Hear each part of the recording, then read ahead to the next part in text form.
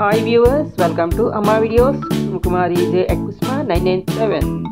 ఈ రోజు మనం శ్రీ సత్యనారాయణ స్వామి వారి వ్రతం పూజ మొదటి భాగం కథ విందాం.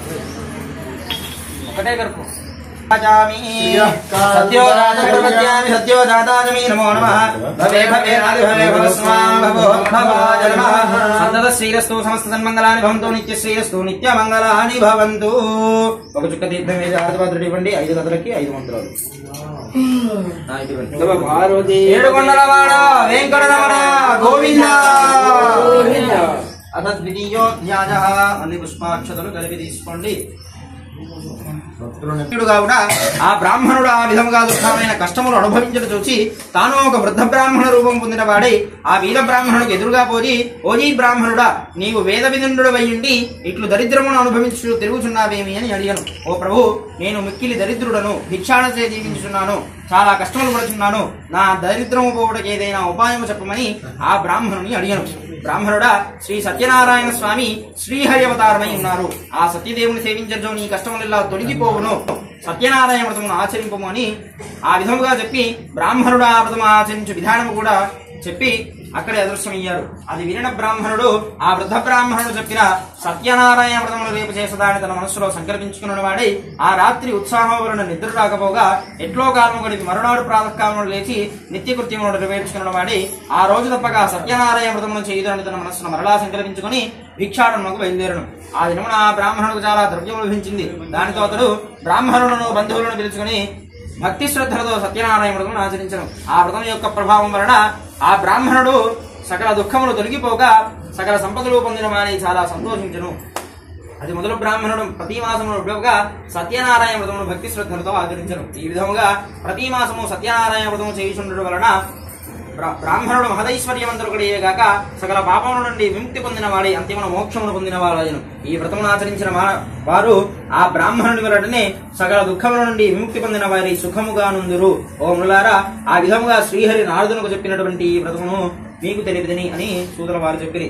మరలా మహామునుడు సూతుల వారితో ఇట్లనరి, ఓ మహాత్మ, ఆ బ్రాహ్మణుని వలన విని ఎవరి వ్రతము చేసినారో అదంతయు సవిస్తరముగా తెలపమని కోరారు. సూతుల వారిట్లు చెప్పుచున్నారు, ఓ మునులారా, ఆ వ్రతము ఎవరిచే చేయబడినదో చెప్పుచున్నాను వినుడు. ఒకప్పుడు ఆ బ్రాహ్మణుడు భక్తి శ్రద్ధలతో ఈ వ్రతమును చేయుచుండెను. బంధువులు స్వజనులు వచ్చి ఆనందముతో వ్రత కథ వినుచుండిరి. ఆ విధంగా బ్రాహ్మణుడు వ్రతము చేయుచుండగా కట్టలమ్ముకొని జీవించేవాడు కూడా వచ్చి కట్టల కాబడి వీధిలో నుంచి లోపలికి వచ్చి ఆ వ్రతమును చూశాను. కట్టలమ్మునాథుడు మిగులు ఆకలి దప్పులతో నుండి బ్రాహ్మణుడు చేయుచున్నదంతయో చూసి, ఓ మహాత్మ, మీరు చేయుచున్న వ్రతమేమి? ఈ వ్రతమును చేసిన ఏమి ఫలితం వచ్చును? దయతో విషయమంతయు సవిస్తరముగా తెలుపమని ప్రార్థించను. ఓజీ, ఇది సత్యనారాయణ వ్రతము. ఈ వ్రతమును ఆచరించిన సకల కోరికలు సిద్ధించును, సకల ఐశ్వర్యములు కలుగును. ఆ బ్రాహ్మణుడు ఆ విధముగా చెప్పగా కట్టలమ్ము వాడు మిగులు సంతోషించి దాహము తీసుకుని ప్రసాదము గ్రహించి భోజనము చేసిన పిమ్మట ఇంటికి వెడలిపోయెను. కట్టలమ్మునాథుడు సత్యనారాయణ వ్రతము చేయుటకు నిశ్చయించుకుని మరునాడు పుల్లల గాబడి భుజంపై పెట్టుకుని ఈ దినమున ఈ పుల్లలు అమ్మిన ధనము వచ్చి శ్రీ సత్యనారాయణ వ్రతము చేయడాన్ని సంకల్పించుకుని పట్టణంలోనికి బయలుదేరను. కట్టలమ్మ యాదుడు ఆ దినమున ధనవంతులున్న వీధికి పోయి కట్టలమ్మగా కట్టల కాబడి పూర్వపు దినం కంటే రెట్టింపు ధనము వచ్చును. అందులో కాదుడు మిగులు సంతోషించి అరటిపళ్ళు, చక్కెర, నెయ్యి, ఆవు పాలు, గోధుమనుగా మొదలైనటువంటి పూజా ద్రవ్యములు తీసుకుని ఇంటికి చేరడు. తరువాత అతడు తన బంధుమిత్రాదులను ఆహ్వానించి యథావిధిగా సత్యనారాయణ వ్రతమును ఆచరించను.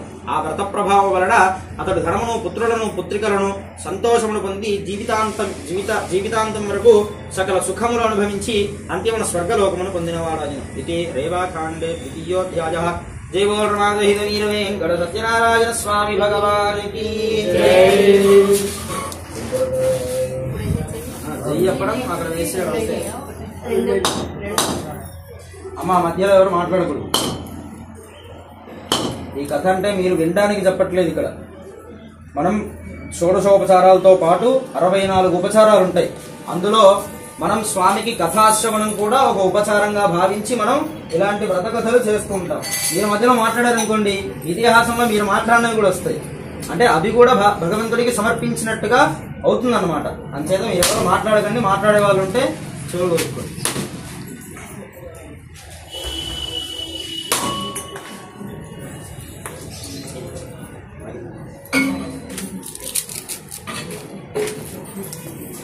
ఆ పని ఇంకో పని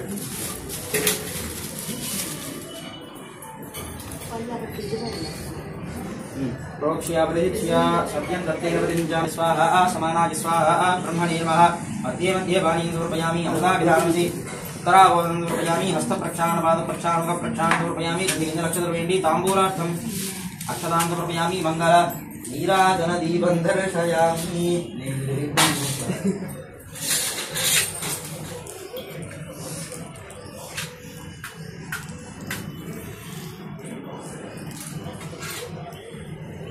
ओम वामदेवाय नमो ज्येष्ठाय नमः श्रेष्ठाय नमो रुद्राय नमः कालाय नमः कलविकरणाय नमो बलविकरणाय नमो बलप्रमथनाय नमः सर्वभूतदमनाय नमो मनोन्मनाय नमः सन्ततश्रीरस्तु समस्त सन्मङ्गलानि भवन्तु नित्यश्रीरस्तु नित्यमङ्गलानि भवन्तु आपदमुकुलवाड अनाथरक्षक गोविन्द गोविन्द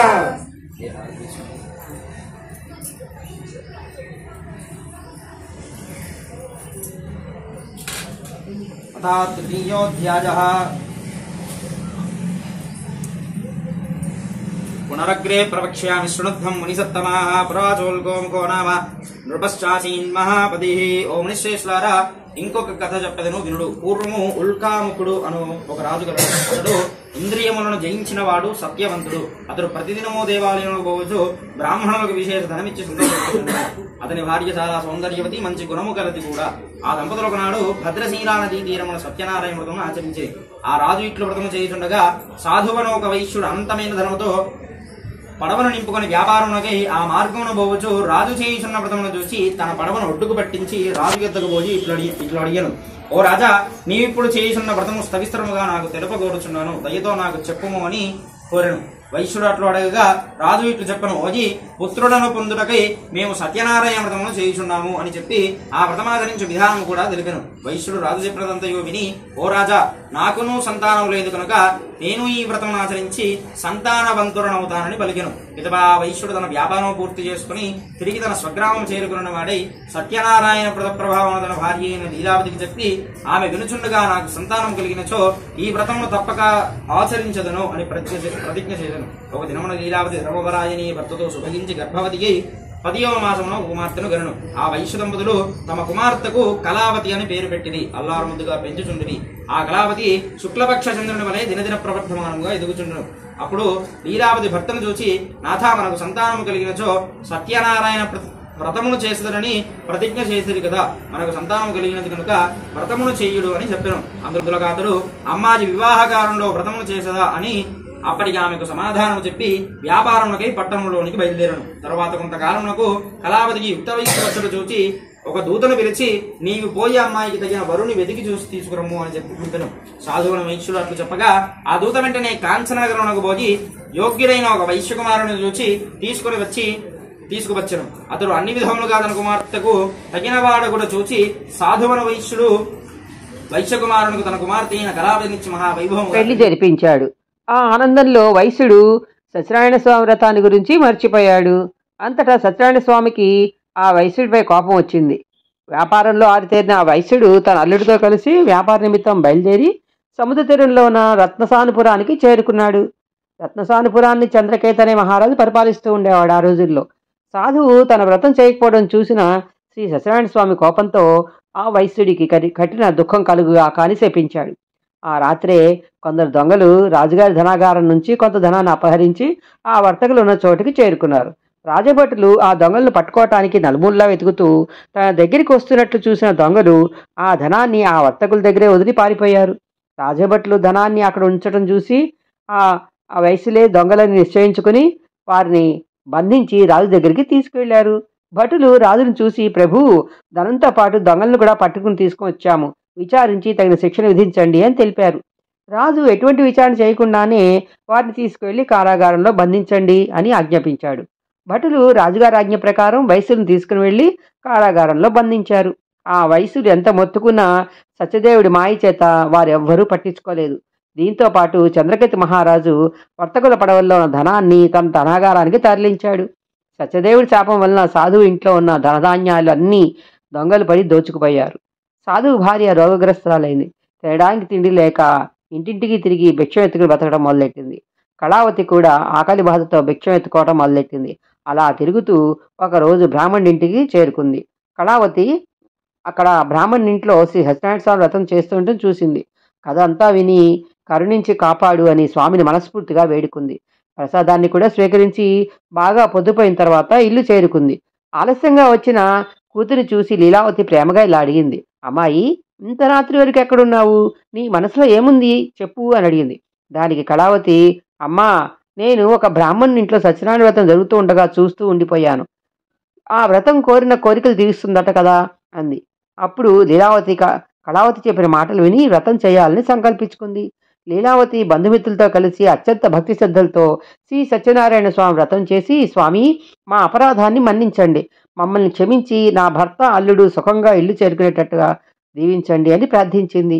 లీలావతి చేసిన వ్రతానికి సత్యదేవుడు సంతోషించాడు. ఆ రాత్రే చంద్రకేతు మహారాజు కల్లో కనిపించి, రాజా, నీవు బంధించిన వారిద్దరూ దొంగలు కారు, వారు వర్తకులు. రేపు ఉదయాన్నే వారిద్దరిని విడిపించి వారి ధనం వారికి ఇచ్చి కారాగారం నుండి విడుదల చేసి పంపించు, లేకపోతే నువ్వు సర్వనాశనం అయ్యేలా చేస్తాను అని చెప్పాడు. మరుసటి రోజే ఉదయాన్నే రాజు సభలోకి వచ్చి తనకు వచ్చిన స్వప్న గురించి వివరించి ఆ వర్తకులను విడిపించి తీసుకురమ్మని భట్లను ఆజ్ఞాపించాడు. వారు ఆ వర్తకులను రాజు దగ్గర తీసుకువచ్చి రాజుగారి ఎదుట ప్రవేశపెట్టారు. ఆ వర్తకులిద్దరూ రాజుగారి నమస్కరించి గత సంగతులు తలుచుకుంటూ తమకొచ్చిన కష్టానికి చింతిస్తూ భయభ్రాంతులై నిలబడి ఉన్నారు. అప్పుడు రాజు వర్తకులను చూసి, వర్తక శ్రేష్ఠులారా, మీకు ఈ ఆపద దైవవశం వల్ల సంభవించింది, భయపడకండి అని ఓదార్చి వారిని బంధవిమిత్రులు చేసి వారికి నూతన వస్త్రాలను ఇచ్చి సత్కరించి వారిద్దరినీ సంతోషపరిచాడు. రాజు వారిని అనేక విధాలుగా గౌరవించి తాను స్వాధీనం చేసుకున్న ధనానికి రెట్టింపు ధనం ఇచ్చి సకల మర్యాదలతో సత్కరించి ఇక సుఖంగా మీ ఇంటికి వెళ్ళవచ్చు అని చెప్పాడు.